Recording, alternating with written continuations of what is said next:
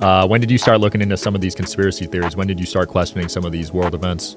Well, as a comic, I've always been like that because you're always looking at what is versus how people are acting. Like even just the most basic jokes are just what is versus how are people acting. But like the big ones was after the trans kid thing, because that's when I lost trust. You know, it's kind of like if you're dating someone and then there's a big trust issue and then everything's different after that.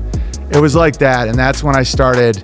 And I used to have a physics podcast at Caltech, and I was all about, the science and all that. And then, wow, that's a big change up. Yeah, no, I love actual science. I love the scientific method. I love physics, but once I started seeing what's capable and like what social engineering is and all that, that's when I started questioning. Yeah, a lot of science, like these scientific studies, seem to be compromised too these days.